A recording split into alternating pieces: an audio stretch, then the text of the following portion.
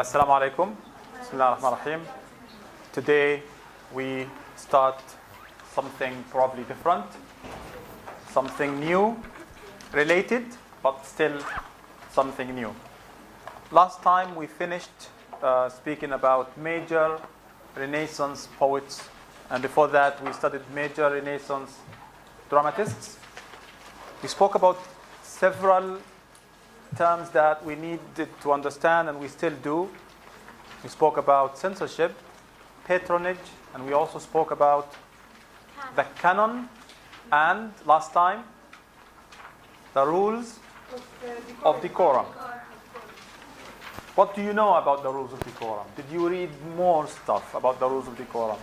What does the term rules of decorum mean in the context of literature here?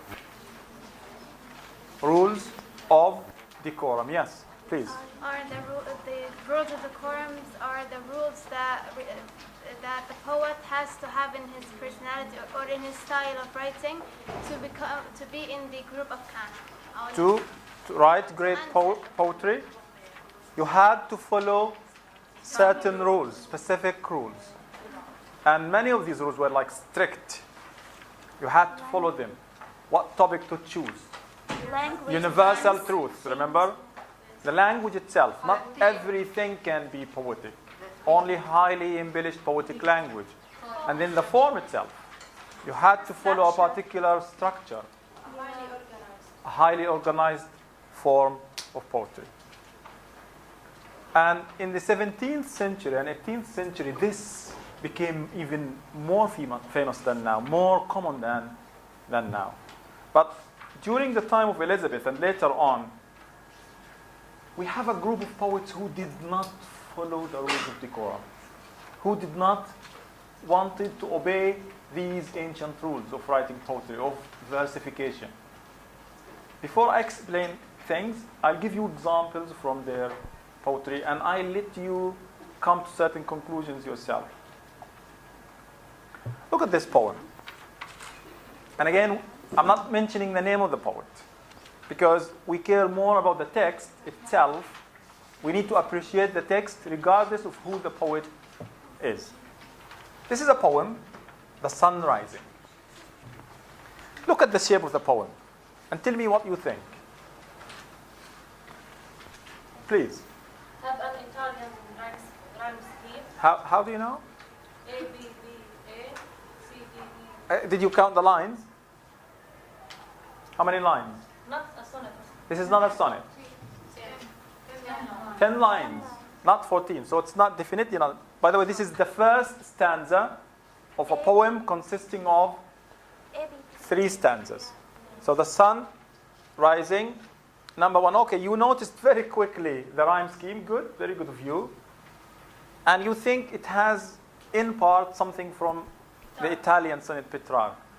Something clearer than this, please. Oh, remember the poems before when we studied the sonnets? More or less, they were like this. Oh, sorry. They were like this. Remember? 5 feet, 5 feet, 5 feet, 5 feet, 10 syllables, 10 syllables, 10 syllables. Yes. Sometimes 4 feet, 4 feet, 4 feet, like 8 syllables, 8 syllables, 8 syllables. So you read a whole poem, a long poem. And I said this about Shakespeare's sonnets. We have over 150 sonnets. And almost all the lines consist of 10 syllables because this is the rules of decorum, this strict, rigid form of poetry in general, but of the sonnet in particular. So the first thing we notice is that this poem, this was written again in the Elizabethan age. Clearly the shape is not following the rules of decorum. If you count the syllables, how many syllables do we have in the first line? How many syllables in busy? Busy. Happy. 2. Okay. 1, 2, 3, 4, 5, 6, 7, 8. So 4 feet.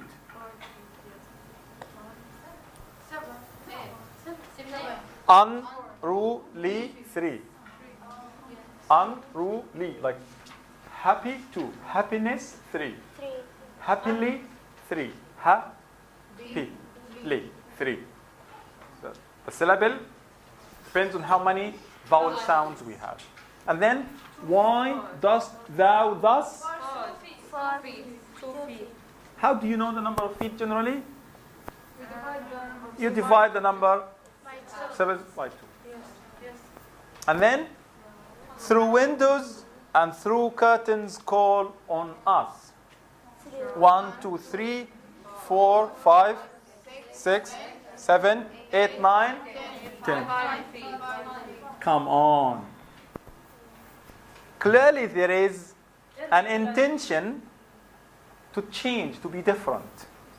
An intention to not follow the rules. Not write a poem with strictly the same number of syllables and the same number of feet. If you go more, you'll find again, I think this is also 10. 1, 2, 3, 4, 5, 6, 7, 8, 9, 10. 1, 2, 3, 4, 5, 6, 7, 8, and then 5 feet, 4 feet. So number 1, we notice the irregular form. The number of lines,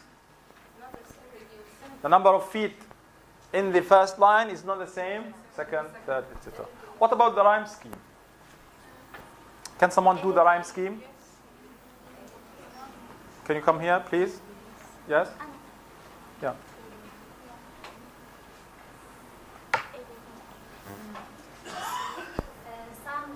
Sun A-Y, tell them why. The first sound takes, listen, the first sound takes the first letter of the alphabet. Okay? Why B? Why not A? It's different. It's not the same. So we go to the second letter of the alphabet, which is D. Okay. A. B, sorry, yeah.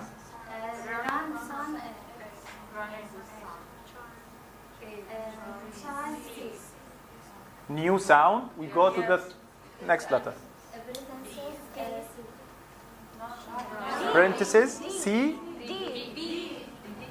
No, definitely not. This is thus, us. This is parentheses. This is D. C. Offices, parentheses. No way. No way. This is M. This is D. Not the same sound. Definitely not the same sound. It's a couplet.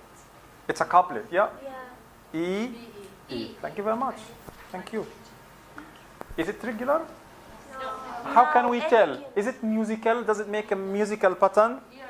A, B, B, A, C, D, C, D, E. It is. It is musical. But we can double check when we look at the other stanzas. So this is stanza number 1, this is stanza number 2. Strong? Someone do it quickly. Someone. The rhyme scheme. Yeah, quickly. Strong A, think B, wink B, long A, then Thine. thine C, me D, mine C, C. me D, Also D. yesterday lay E. E, E. So, the same. Go here. It's the same. So this is a regular rhyme scheme. Regular rhyme scheme, musical, but the number of feet in each line is not the same. But does that mean this is not musical? Let's read the poem. Someone read the poem. The first stanza. Someone, please. Yeah, go on. The sun rising, busy old fool, unruly sun, why dost thou thus? Throw windows and throw curtains call on us. Must to thy Motions. motions, lovers, seasons run. Saucy, pedantic. Saucy, pedantic, Wretch. wretch, chide, lady school boys and serve prentices. Prentices. Go tell Kurt, huntsman, that the king will ride. Call country ants to harvest offices. Love all like no season knows, nor clime. nor have hours, days, months, which are the rages, The rags rags of time. I think there is some music into this. Can you do it? Yeah, please. Busy old fool, unruly son. Why dost thou thus throw windows and It's not throw. Throw is like you throwing windows through windows. through windows and through curtains fall on us? Must thy motion lovers season strong? Saucy, pedantic, wretch, go chide. Let schoolboys and sore pedantic. Sour prentices. Sour prentices. Go till Carrion, huntsmen, that the king will ride. Call country ants to harvest offices. Love all alike, not season knows, nor clime, nor hours, days, months, which are the rags of time. Beautiful reading. Thank you very much. Let's see what the poet is saying here. What is he talking to? Who is he talking to? Who's he addressing? Busy old Okay. Who's that? Is he talking to a woman, to a person? Yeah. He's talking to the sun. a personification. And there is, if you don't read the title here of the poem, and someone tells you, busy, old, fool, unruly son, I'm sure some of you will write it this way with O. Because these features, unruly means naughty. Fool, busy, adjectives that describe people rather than things. So there is a personification of the sun. And generally, the sun is also a symbol. A symbol means something that stands for something else.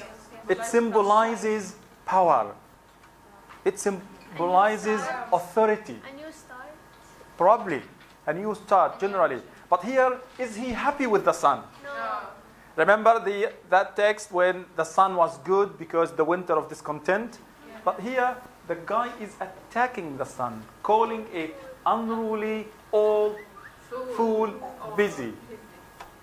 He's not happy with the sun because the sun keeps sticking its nose, its head through the windows and the curtains. So he's busy, old fool, unruly sun. Why dost thou? He's interrogating the sun. Through windows and through curtains call upon us. Must to thy motions, lovers, seasons run? Saucy, pedantic, wretch, go, get out. That's why I would usually here in this context take the sun as a symbol of authority. What's authority? Power. The mainstream. The official worldview. The poet, in a way, is personifying the sun to make this idea clear, as if he's talking to a human being, to, I don't know, the king, or probably the people, the critics who decide the rules of poetry. Maybe. You know what the word pedantic is? Pedantic is someone who uses language in a way to show off, like using big words, powerful language, just to show off that I can use better language than you. So the fact that the poet is personifying the sun and describing it as pedantic and as nosy, you know, nosy because it sticks its nose, curious, waking them up. He's saying, go out. You're busy, you're old, you are a fool. Don't disturb us, the lovers, because the lovers must not or do not obey your rules. In my reading of this poem, I think the poet is, again, when he breaks the decorum of the lines here, he's also breaking the rules by challenging the authority itself, the sun that stands for power and authority. The sun here, in my opinion, could be the authority of criticism and poetry, the rules of decorum. Because you had to write poetry in a particular way, and the poet here is dismissing this. Get out. Don't tell me what I should do, when I should wake up. Why are you sticking your head through the windows and through the curtains? Get out, go. Instead of waking me up, disturbing me, telling me, dictating things on me, go child, let schoolboys. Go wake up school children. And sour prentices. Prentices is usually apprentice. The boys who work at somebody's place to learn a craft or a skill. Sabi yani. So sour, sour, someone who doesn't want to go to work. Go wake them up. Lazy. Go tell the court, the huntsmen, the people in the court, that the king is going outside. Go call the farmers. Tell the farmers, go harvest your crops. Leave us alone.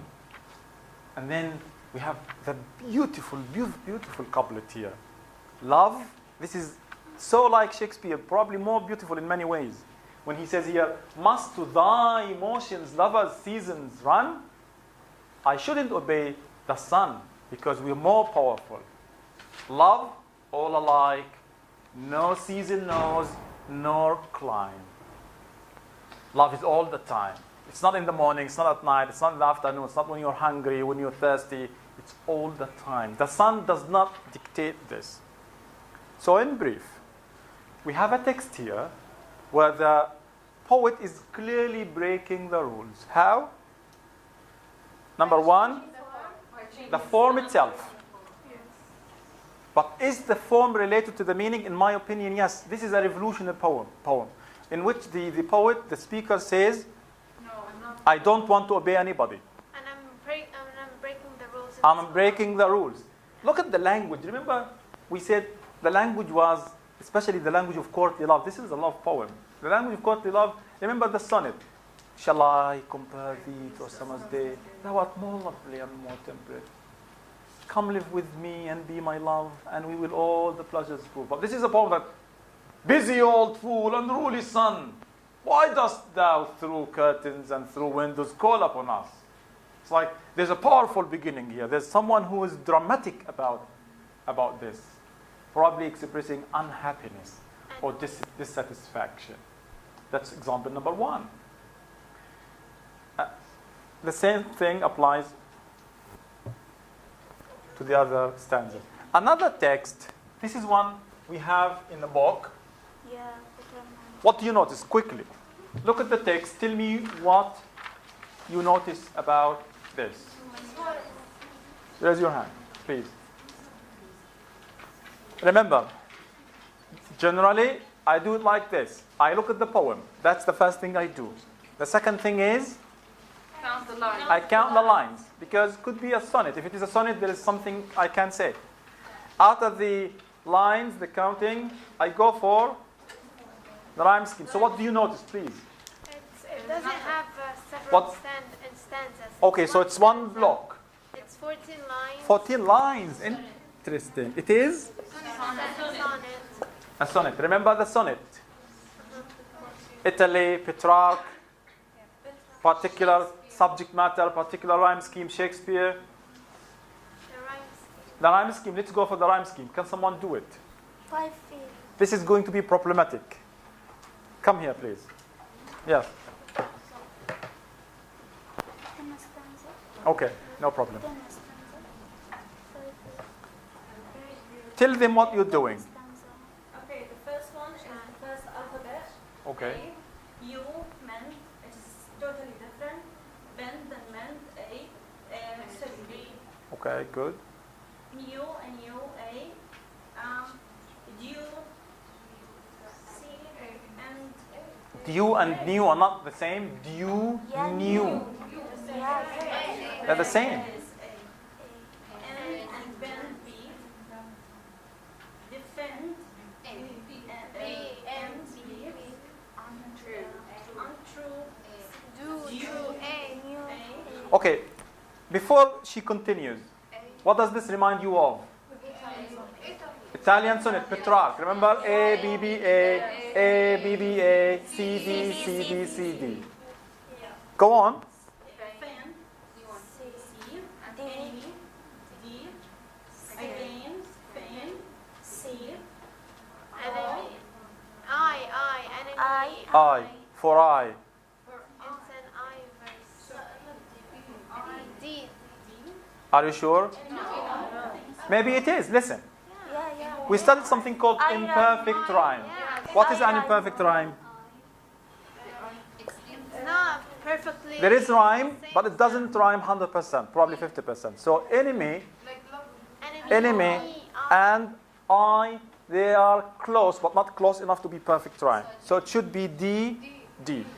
Before she continues, this is also Petrarch. Yes. However, oh, thank you. What is EE? Couplet. Thank you very much. Good. Listen to me. The imperfect rhyme, again, remember, we said this before. Either it was read in a particular way, or when you read it, you just do it, extend it, stretch it a little bit. So it could be like enemy, I, in a way, little bit close. Or could have been pronounced in a way that, but more important to me is that an imperfect rhyme tells us, when you read the text, be careful. The poet is sending us a signal, a particular message, where we need to stop and see why there is imperfection here. Does it reflect a particular idea? And usually it does. So is this a Shakespearean or a Petrarchan sonnet? Italian or English? Are you sure? Half and half, mixture. Oh, generally, yeah, Gigi, but this is her brother, her sister, EE. Okay, generally, we have several forms, but the most important forms are again the Italian, the English, Petrarchan, Shakespeare. We have a person here who's going for Petrarch, the original sonneteer, and then at the end, all of a sudden, shifts to Shakespeare. In a way, creating a new form. In a way, mixing things and bringing a new form. A, B, B, A, B, B, A, C, D, C, D, E, E. And remember, the sonnet with a couplet, it means something. Remember, we said some people believe that only Shakespeare could do this, where he develops in 12 lines a particular problem and gives us the twist, the resolution, the closure in 2 lines. So this is someone saying, I don't want to follow Shakespeare, but I can be as smart as Shakespeare, as good as Shakespeare, and this is the couplet I have here. So, sonnet, different rhyme scheme. What do you notice? What else do you notice about it? Now read. What is the sonnet about? Does anyone want to read? Probably the first quatrain, yes? Batter my heart, 3% God for you, as yet but not, breathe, shine and seek to mend, that I may rise and stand, O earth, me and bend. You're forced to break, blow, burn, and make me new. No, read this again and pay attention to the b sound, the alliteration. You're forced to break, blow, No, break, blow, burn. It's hard to. Yeah, that's part of the strong language, strong opening here. Is this a love poem? No. There's God here. You know, 3 persons in Christianity we have Trinity. Yes. The Trinity. This is a religious poem, and the whole poem is about the poet trying to break free from the sins of God's enemy, Satan, the devil. He's asking God to break this relationship between him and Satan, to free him. He said, divorce me. Divorce me from who? From his relationship with the enemy of God, Satan. Because he wants to be close to God. He wants to be free. And there's a paradox. I like the paradox here. Imprison me to make me free. What is a paradox? Saying something and meaning and saying the opposite. That's irony. Paradox, a sentence that contradicts itself. When someone says, imprison me because I want to be free. What? Feed me because I want to be hungry. Break me because I want to be new. Generally, it's a statement that contradicts itself. When you first read it, you think it doesn't make sense. But when you analyze it, when you put it in its context, you realize how smart and witty this is. So he wants to break the old him, the sinner, the person that is close to Satan, to the devil, because he wants to be new with God. He wants God to imprison him away from the enemy of God. Took him to him. Yes. If you are a prisoner with God, you're still free. It offers you a lot of freedom. So what is this poet doing? Again, changing the form, changing the rhyme scheme, and changing the subject matter of the most important form of English literature at that time, the sonnet. So there is a deliberate insistence on this, on bringing something new, on breaking the rules of decorum. This is someone saying, no, I am more powerful than the rules of decorum, because the rules of decorum are busy old fool, unruly. They keep just calling upon us, telling us what to do and what not to do. I'm not going to follow this. Okay.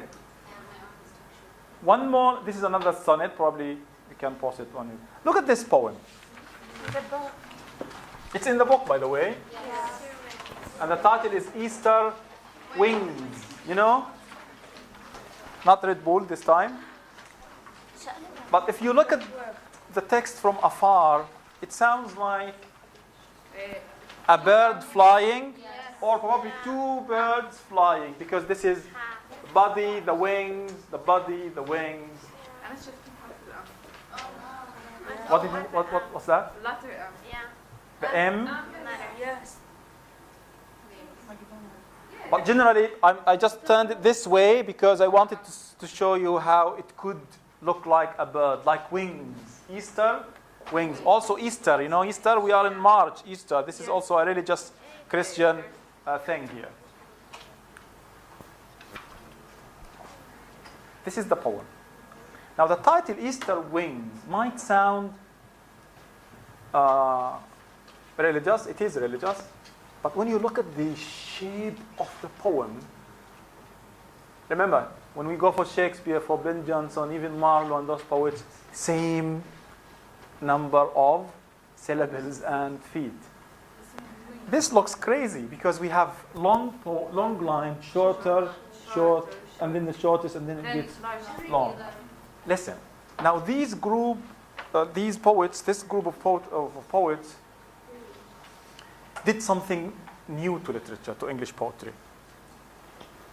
And this is important because to them, the meaning is more important than the rule. Again, the meaning is more important than the rule. If I feel like writing a religious poem in the sonnet form, you go for it. If I feel that the line needs 5 feet, I go there. If I feel it needs less or more, I go there. The idea is more important. The idea is more significant than the rule itself, than the number of the syllables in many ways. Let's see how they connect, where the meaning and the form are connected. In the rules of decorum, like in Arabic poetry, by the way, sometimes when you read Arabic poetry, you find that a particular word doesn't fit in the context. Yes. I'm not sure if I mentioned this before here. What's his name? Iliya Abu Madi, in one of his poems, كم تشتكي وتقول إنك معدم. He's inviting people to be optimistic. And in one line he says, وَالشَّمْسُ فَوْقَكَ عَسْجَدٌ يَتَضَرَّمُ. It's like he's saying, like, be happy because the sun is burning. It doesn't work. Why? Because he chose this particular word, although it is the wrong word, because of the rhyme and because of the meter. It wasn't wal-qafiyah. For those metaphysical poets, for those poets we're studying today, the meaning is more important. They can break the rule for the right word, for the right idea. Let's see how the meaning, the theme, is connected with the form. Yes. So this is the longest line, right? Yes. And this is the shortest line. Same here. 2 lines, very short, long. The first line says, Lord, again, God. Religious. Lord, who created man in wealth and store. And that's why we have the longest line. He's saying, God gave man everything. This big, the biggest thing. God created man in wealth and store. And that's why it's the longest line. What happens next? Man begins to lose. Yeah. The line is And then, because there is loss here, the line Shrinking. Shrinks. Thank you for the word. Shrinks. And then decay. You know, decay, decline, fades, decaying even more and more, till he became most poor. Most poor, and we have the shortest line. But what happens next? With thee. Thee here, Lord. Let me rise. Because there's rising, it grows again bigger because you connect, you go back to God.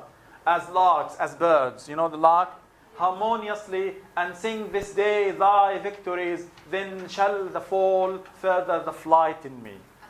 And thank you. I love the further alliteration. The fall further the flight. It's alliteration where the sound is like it's like wings fluttering. Similar to this in a way, fluttering.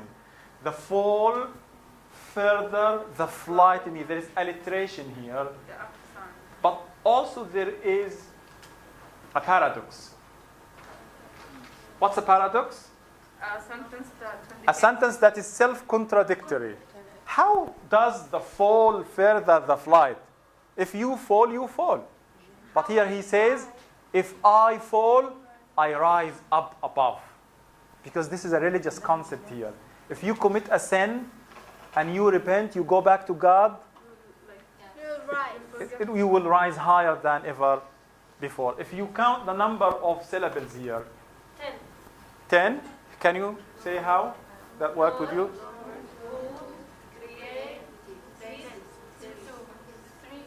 Kriye, 2, 10, 3. 1, 2, 3, 4, 5, 6, 7, 8, 9, 5 feet. And then 4 feet. 3 feet. 2, 1. 2 feet, 1. Syllable. 1 foot. Yeah. 1 foot. Half a foot. 1 foot. No, 2 syllables, 1 foot. Plural of foot. Feet. And then 1, 2, 3, 4, 5. The same thing happens again and again. But again, what I'm saying here is that the longest line is connected with what it means. Wealth and store. God gave man everything.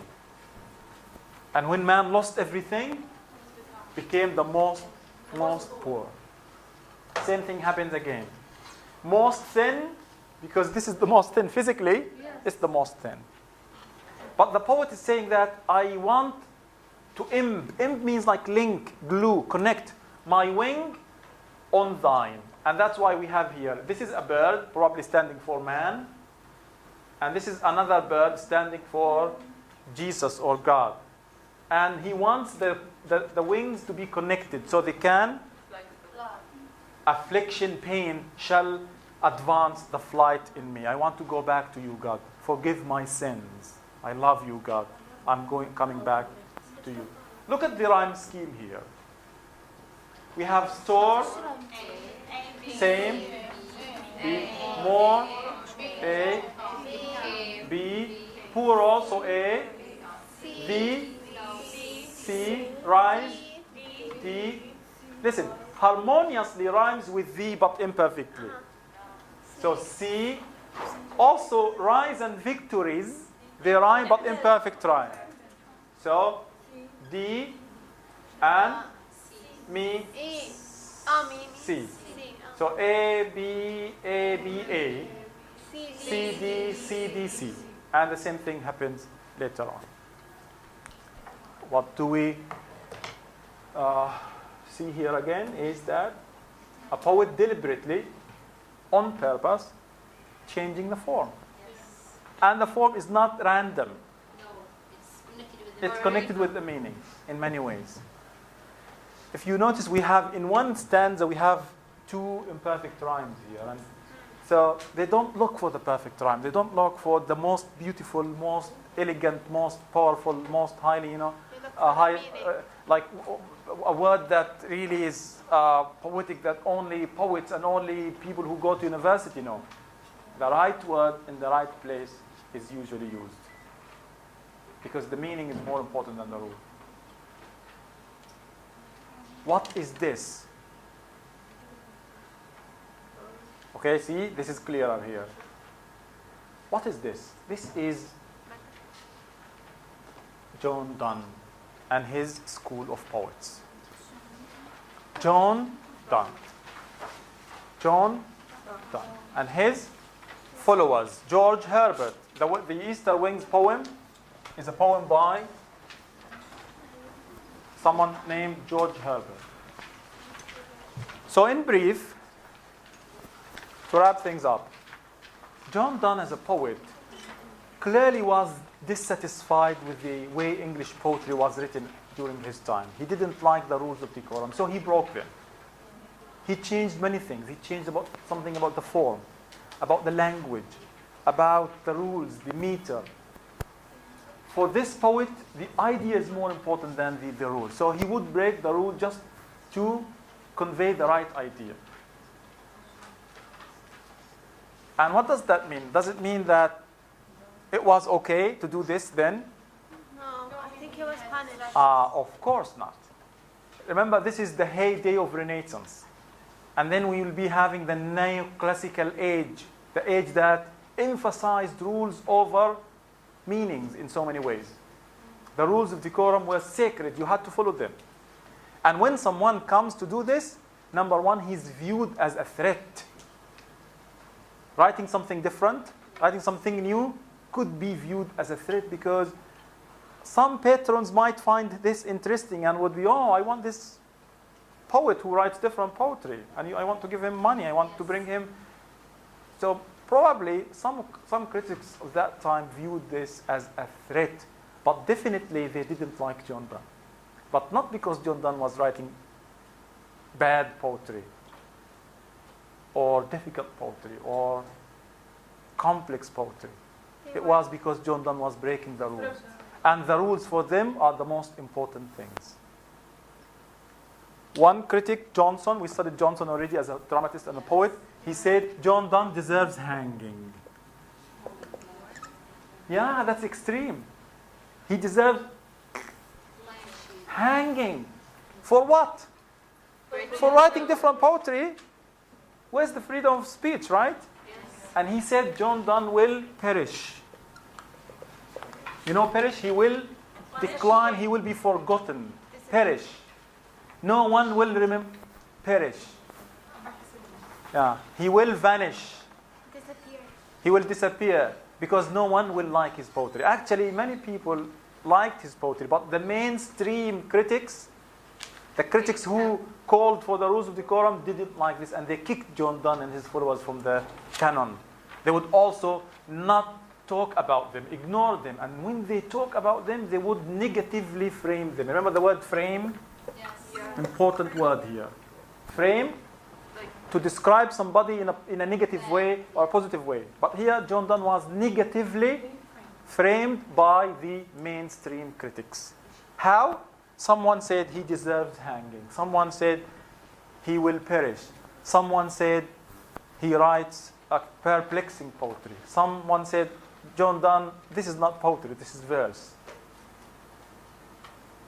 Someone said even, because a lot of critics agree that John Donne is smart, witty. Alexander Pope said, no, he doesn't have, an extraordinary kind of wit. All poets have the same level of wit like that. So John Donne and his followers, for about 200 years, was in a way marginalized, was not in the canon, was kicked out. And thanks to a very important man, a very important critic, a very important poet in the 20th century, early 20th century, T.S. Eliot. The wasteland. April is the cruelest month.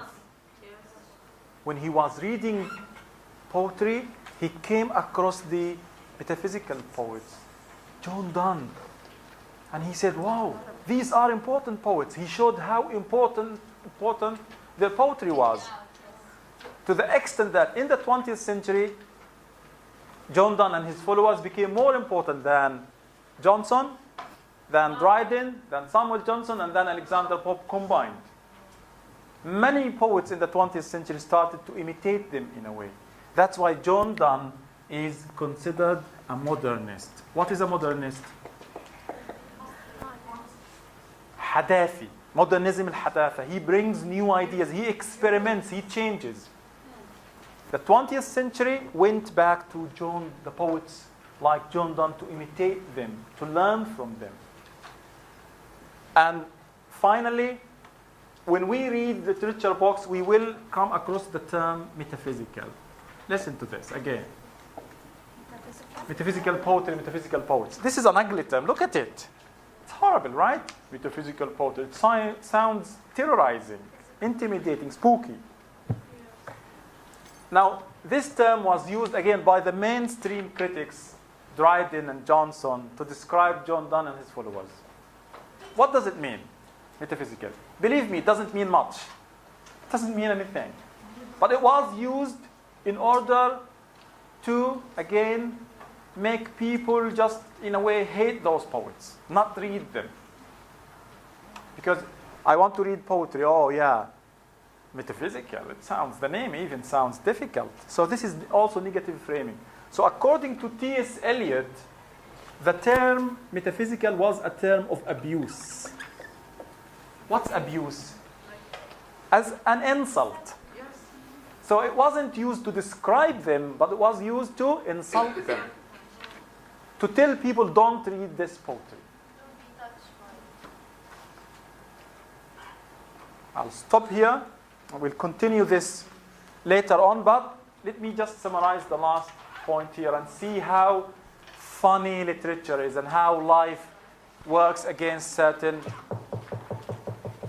ideologies and ideas. Ben Jonson said John Donne will perish for breaking the rules. Ironically, nowadays, John Donne is more important than Ben Jonson and probably other mainstream critics, neoclassical critics of that time.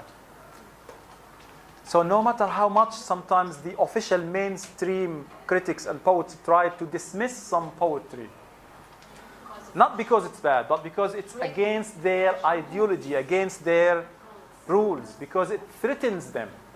No matter how hard they try, later on, people will have the chance to read this poetry and appreciate it for its beauty and its contribution. Okay? So these are the major points I just discussed here. You don't have to write them down. You can see them in the video, by the way.